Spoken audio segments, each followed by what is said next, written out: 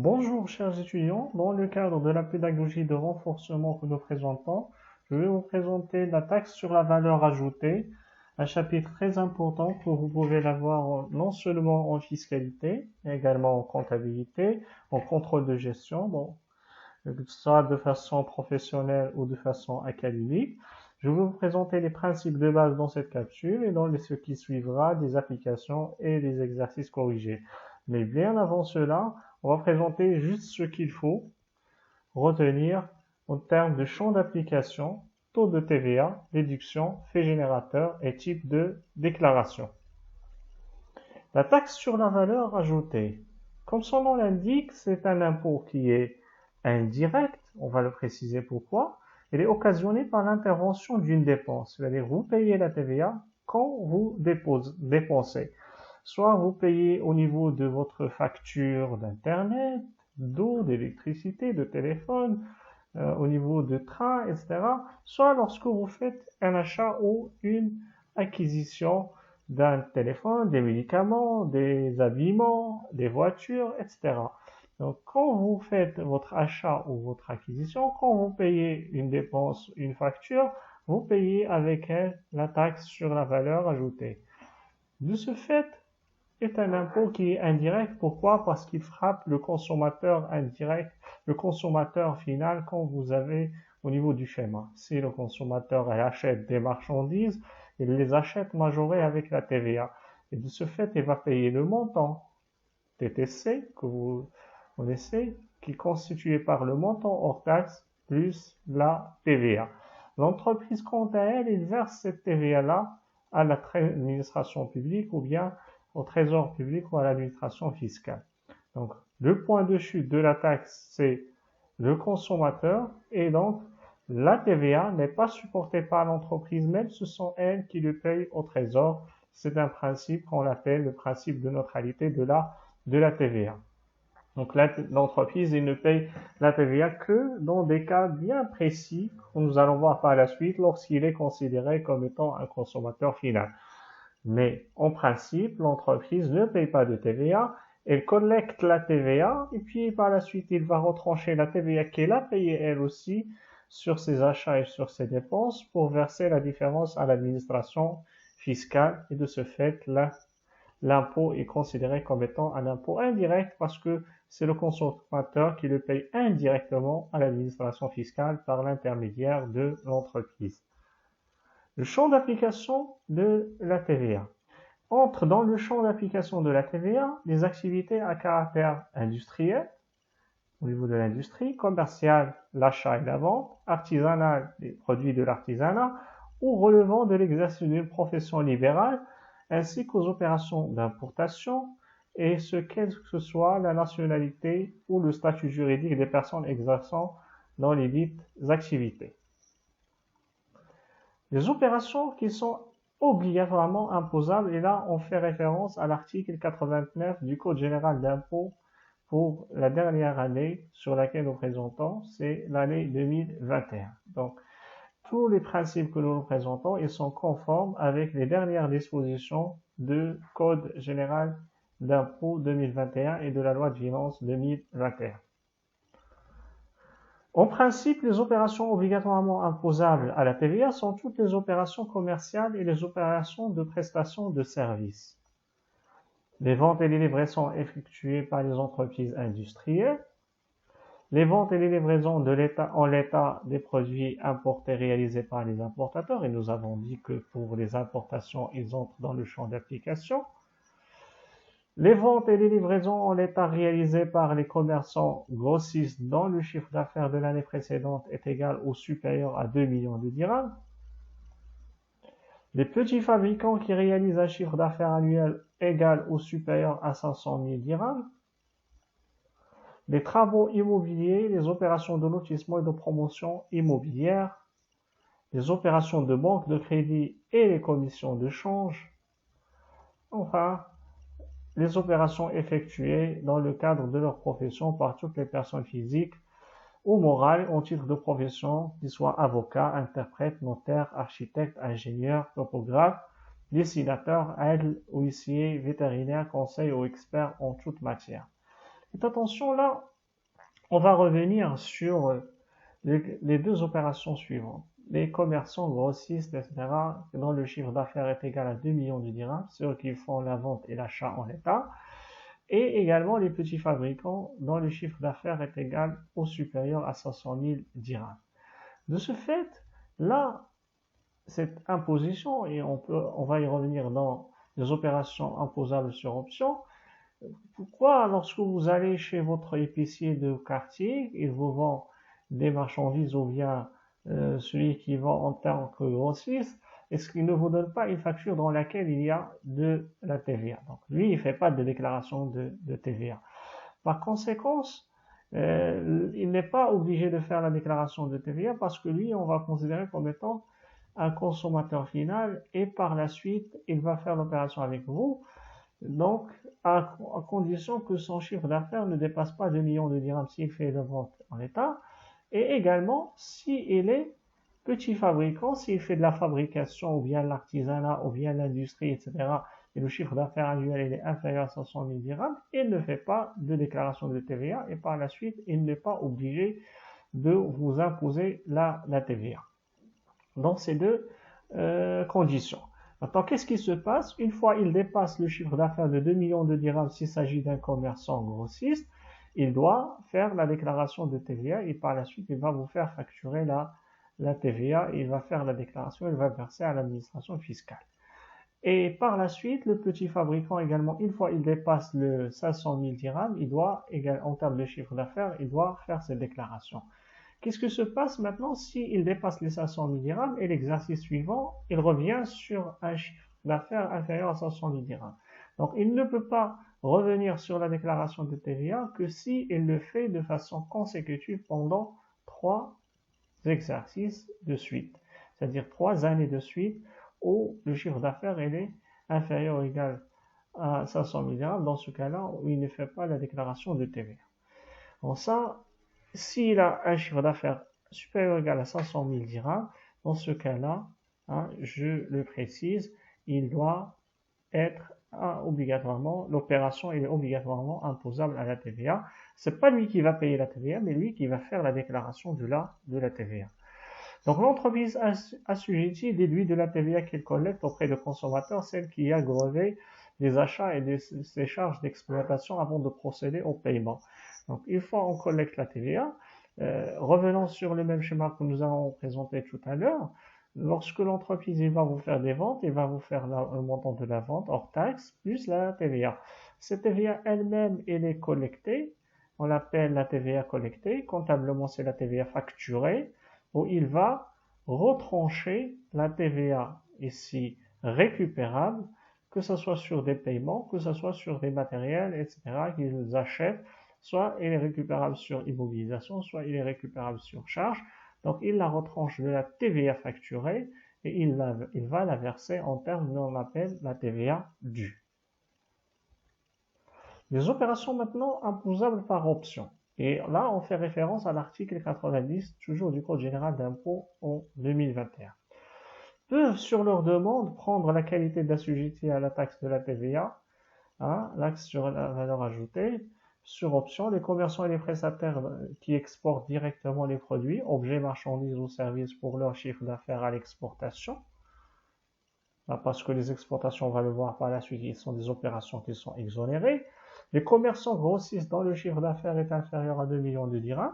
Revenons sur les opérations obligatoirement imposables s'il dépasse 2 millions. Maintenant, s'il est inférieur à 2 millions, il devient l'opération imposable par option, c'est-à-dire s'il veut faire la déclaration de TVA, il peut le faire. S'il ne veut pas, il peut ne pas le faire.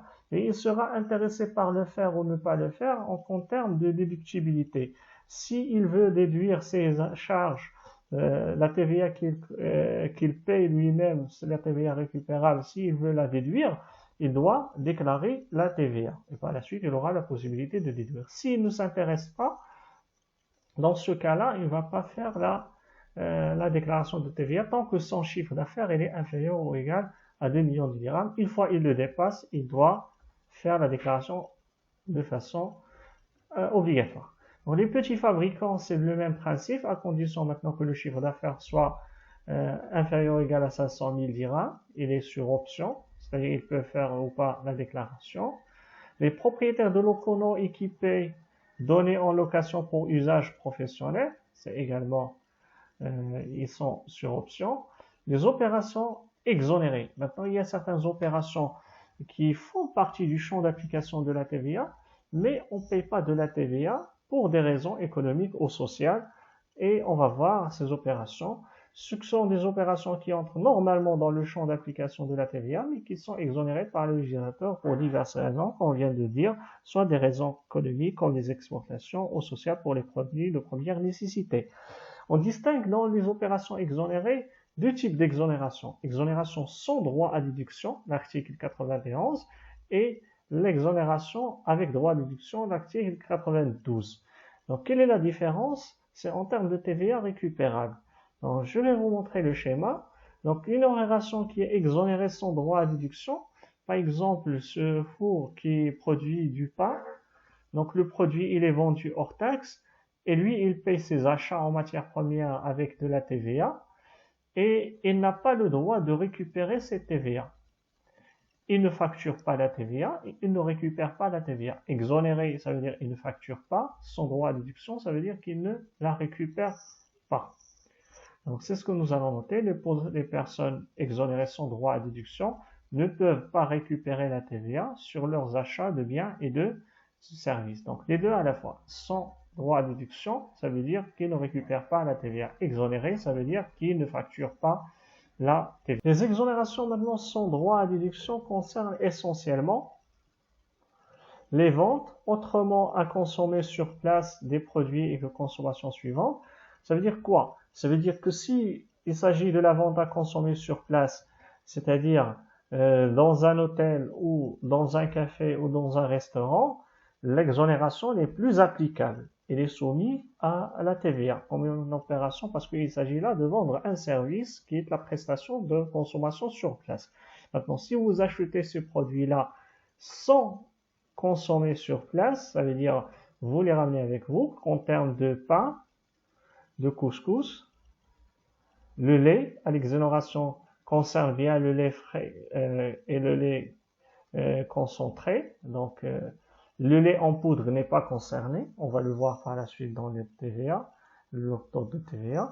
La viande fraîche au congelé, également exonérée sans droit à déduction. L'huile d'olive et les sous-produits de la pasteurisation des olives fabriqués par les unités artisanales. S'il s'agit de l'unité industrielle, donc l'exonération n'est pas appliquée. Les dates produites et conditionnées au Maroc.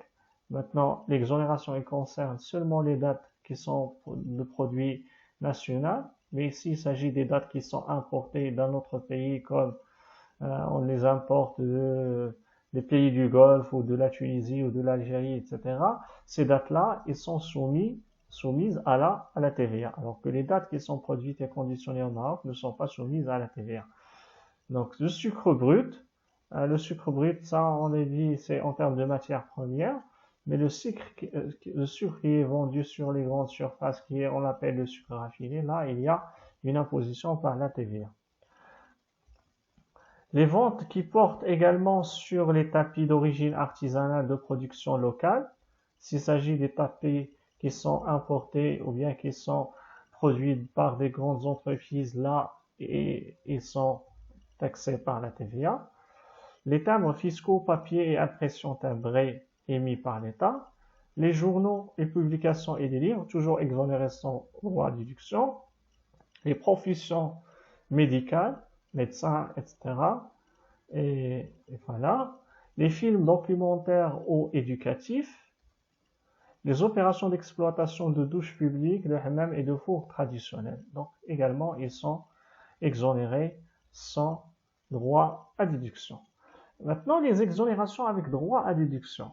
Et là, on fait référence à l'article 92 du Code général des impôts 2021. Exonéré avec droit à déduction, ça veut dire quoi? Ça veut dire que l'entreprise ne facture pas la TVA, il paye sans TVA, mais elle a le droit de récupérer la TVA qu'il a payée elle-même. Donc voilà, ils vont à d'autres pays étrangers, qu'ils soient de continent africain, asiatique, américain ou européen, et ils vont sans appliquer la TVA pour encourager et booster les exportations.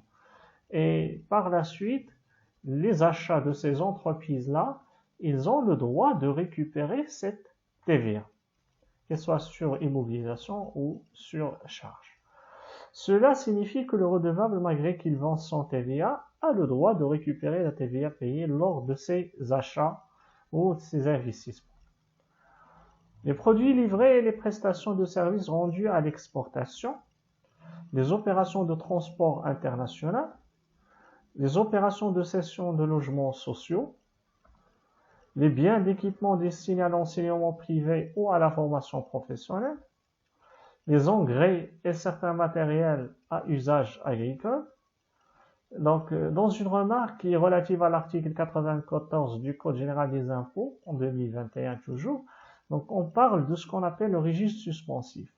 Donc, qu'est-ce que le régime suspensif? C'est un système ou bien un régime qui est réservé exclusivement aux entreprises exportatrices des produits et des services qui peuvent être autorisées à acheter en exonération de la TVA les matières premières, les services et les emballages nécessaires à leurs opérations. Cela pour faire face à un crédit d'impôt qui peut être durable et qui nécessite le remboursement de la TVA auprès de l'administration fiscale. Donc, revenons sur le schéma, juste pour vous expliquer cette notion de régime suspensif. Donc, supposons que je vends rien qu'à l'exportation. Je vends rien à l'exportation. J'ai le droit d'être assujetti, de ne pas être assujetti dans ce cas-là. Je ne récupère pas la TVA, mais j'ai le droit également d'être assujetti et je récupère la TVA. Donc, si je vends exclusivement à l'étranger, toujours j'aurai TVA récupérable et je n'aurai pas de TVA facturée. Donc, ce qui veut dire que ma TVA due serait négative. Cela veut dire quoi? Que c'est moi qui dois être remboursé par l'administration fiscale. Étant donné que ces remboursements prennent du temps, donc l'administration fiscale a autorisé à ces entreprises à acheter sans la TVA, sans payer de la TVA. Cela s'appelle le régime suspensif, donc qui est régi selon une autorisation qui est accordée à ces entreprises pour acheter sans appliquer la TVA. Les opérations hors champ d'application de la TVA, c'est-à-dire les opérations qui ne sont pas concernées par la TVA. Ce sont des opérations qui ne sont pas en leur nature couvertes par la TVA, donc ils n'ont pas le caractère commercial, donc ils ont le caractère civil, par exemple la rémunération des salariés, il n'y a pas de TVA, c'est une opération à caractère civil également. Location nue des biens immeubles. Lorsque je fais la location d'un appartement, je ne facture pas la TVA, donc c'est hors champ d'application de la TVA, mais à condition que la location soit une location nue, c'est pas une location meublée. Si c'est meublé, c'est-à-dire avec des meubles, donc dans ce cas-là, elle est soumise à la TVA. Les opérations appartenant au secteur d'enseignement, également, les opérations elles sont hors champ d'application de la TVA. Les opérations agricoles, ensuite, les taux maintenant de TVA. Donc, combien de taux de TVA? Donc, toujours, quand on fait de la TVA, le taux normal qu'on connaît tous, c'est le taux de 20% selon l'article 98 du Code général des impôts, toujours en 2021. C'est le taux normal qui s'applique à l'ensemble des opérations, sauf d'autres opérations qui sont appliquées à ce qu'on appelle des taux réduits. Alors, ces taux réduits, ils sont régis par l'article 99 du Code général d'impôts en 2021. Donc, ces taux réduits, il y a le taux de 7%. Il y a des exemples des opérations qui sont taxées par 7%.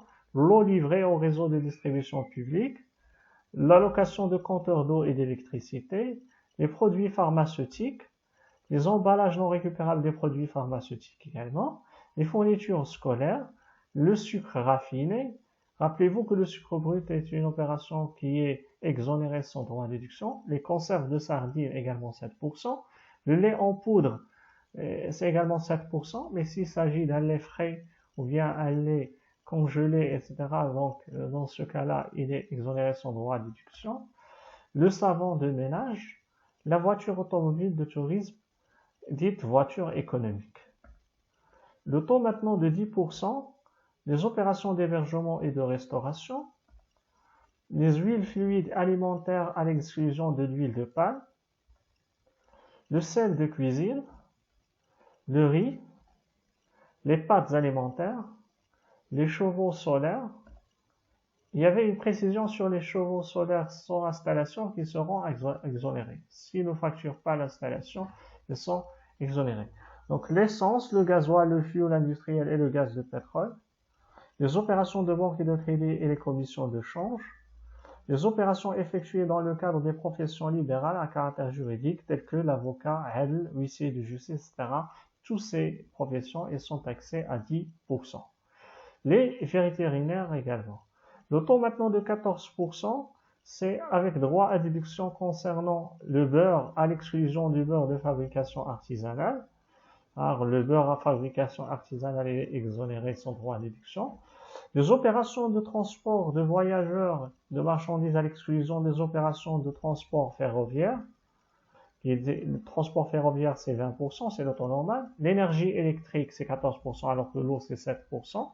Son droit à déduction, maintenant, c'est pour les prestations de services rendues par tout agent démarcheur, de courtier d'assurance à raison de contrats apportés par lui à une entreprise d'assurance. Maintenant, les déductions. Les déductions et également les remboursements sont régis par l'article 101, 102, 103 du Code général des impôts. Alors, en principe, avant de procéder au paiement de la TVA, on l'a bien signalé, l'entreprise assujettie, c'est-à-dire qui est redevable, qui est concernée par la déclaration de TVA, est autorisée de déduire la TVA qu'elle collecte auprès des consommateurs, celle qui a grevé ses achats. La TVA qu'elle collecte, c'est la TVA facturée, et elle retranche également la TVA récupérable, ce qui lui donne la TVA due qui sera versée par la suite à l'administration fiscale.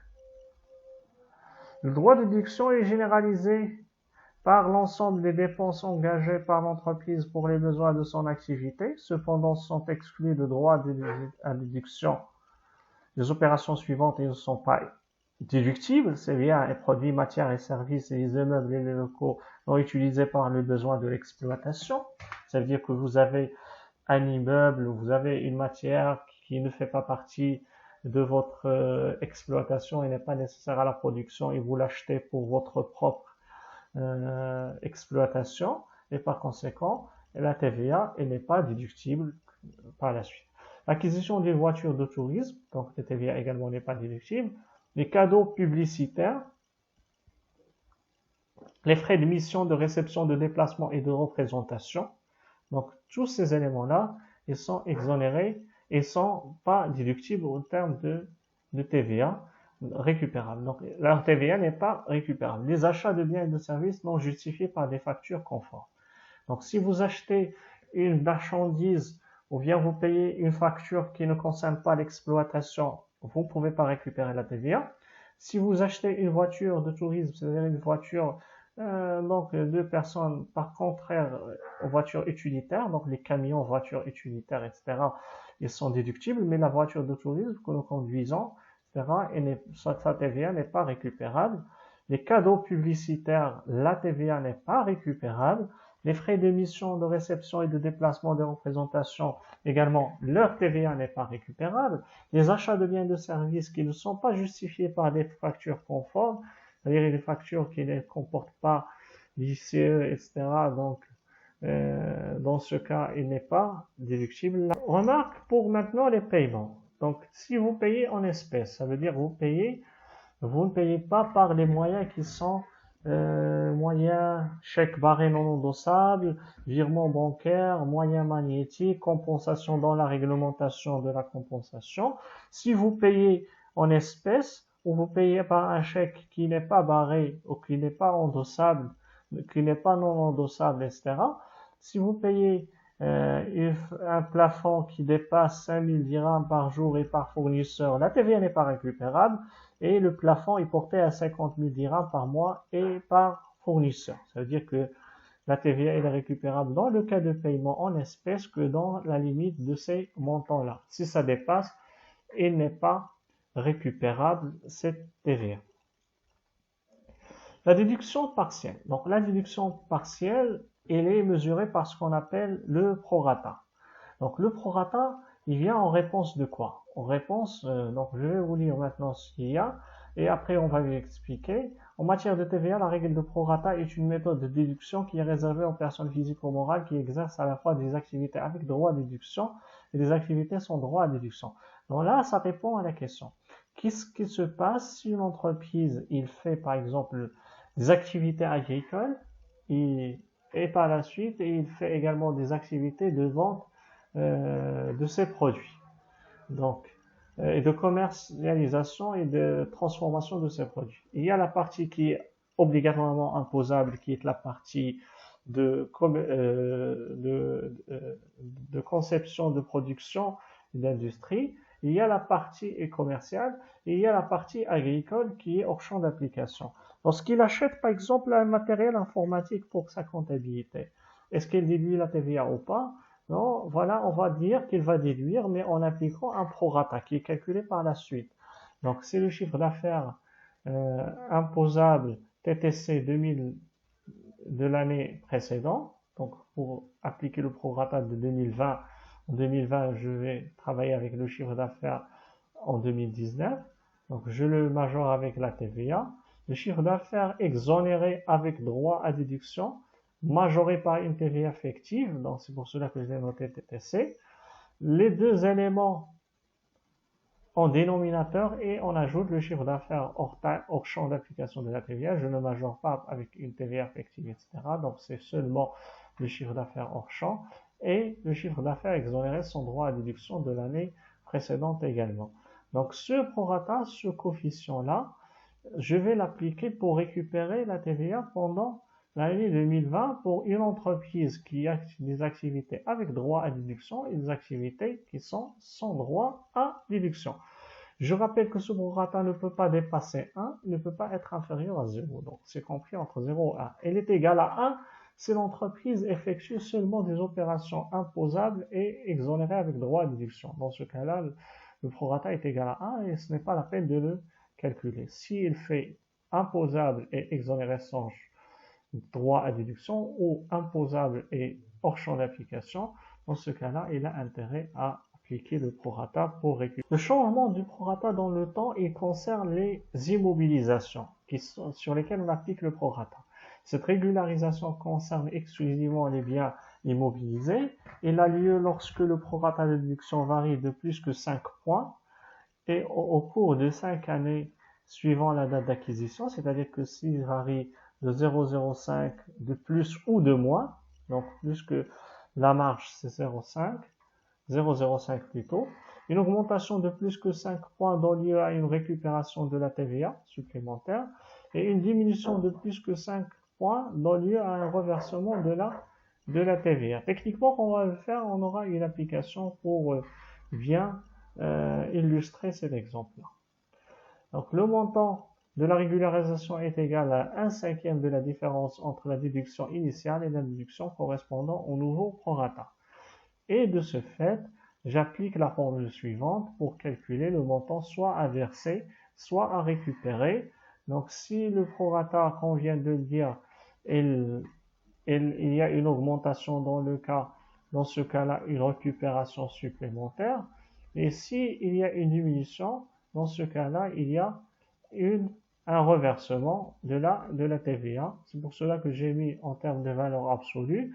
Et le montant, il sera toujours positif. Soit il est à reverser, soit il est à récupérer, selon si le prorata initial est supérieur ou inférieur au prorata de l'année sur laquelle on a acheté l'immobilisation. Donc ça, c'est la valeur d'origine, multipliée par 20%, c'est le montant de la TVA, et je divise l'ensemble sur 5, pour chaque année, je divise sur 5, et je fais cette règle-là.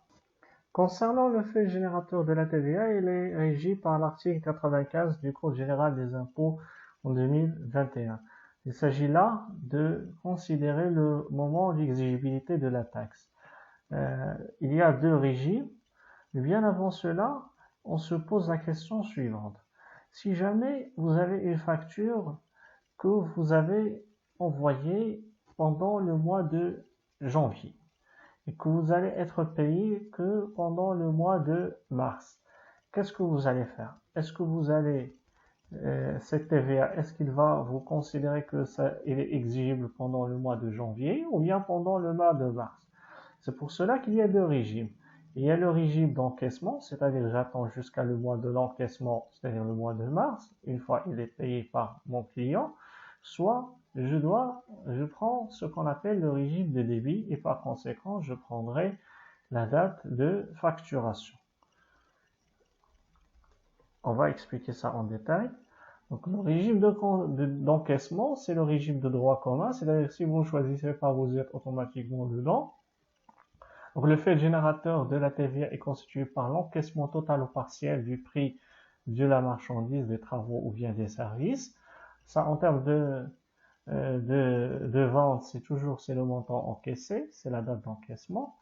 Alors que pour la récupération, la TVA récupérable, on attend toujours la date de décaissement. Alors le fait générateur pour la déductibilité, c'est la date de décaissement. Que vous soyez dans le régime d'encaissement, que vous soyez par la suite dans le régime de débit. Donc, dans le régime de débit, le fait générateur de la TVA est constitué par l'inscription du montant concerné au débit d'un compte. Et par conséquent, il y a le montant total au niveau de la date de facturation. Alors que la TVA récupérable, on devait attendre jusqu'à le moment de son décaissement. Donc, que vous soyez dans le régime d'encaissement ou le régime de débit, la TVA récupérable, on considère la date de décaissement. Alors que si, pour la TVA facturée, là où il y a le choix entre le régime d'encaissement qui est le régime de droit commun, ou bien le régime de débit qui est un régime optionnel, c'est-à-dire que vous pouvez le choisir. Les types maintenant de déclaration, donc il y a deux types de déclarations qui sont prévus par la loi. Il y a une déclaration mensuelle, c'est le cas normal, le cas général. Il y a également la déclaration trimestrielle dans certaines conditions. La déclaration mensuelle, elle est pour les redevables dont le chiffre d'affaires taxable réalisé au cours de l'année atteint ou dépasse 1 million de dirhams. Il est pour toute personne n'ayant pas d'établissement stable au Maroc et qui effectue des opérations imposables, c'est-à-dire que si vous n'avez pas un établissement stable, quel que soit votre chiffre d'affaires, donc vous devez faire une déclaration chaque mois, déclaration mensuelle. La déclaration trimestrielle qui est optionnelle, elle est réservée pour les redevables dont le chiffre d'affaires est inférieur à 1 million de dirhams.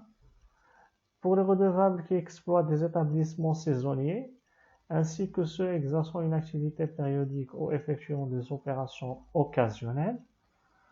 Et si vous êtes à nouveau redevable pour la période de l'année civile en cours en attendant la réalisation de votre chiffre d'affaires, vous pouvez opter pour la déclaration trimestrielle. Sachant que la déclaration trimestrielle, c'est optionnel. C'est-à-dire, si vous voulez, alors ça dans une remarque, si vous, en tant que redevable, vous voulez déclarer de façon mensuelle, même si vous avez les conditions de la déclaration trimestrielle, vous pouvez le faire avant le 31 janvier. Donc, vous pouvez être imposé sur le régime de déclaration mensuelle. Ainsi prend fin cette vidéo qui présente ce qu'il faut savoir et retenir sur la taxe sur la valeur ajoutée en termes de champ d'application, de taux, également de faits générateurs et également de type de déclaration.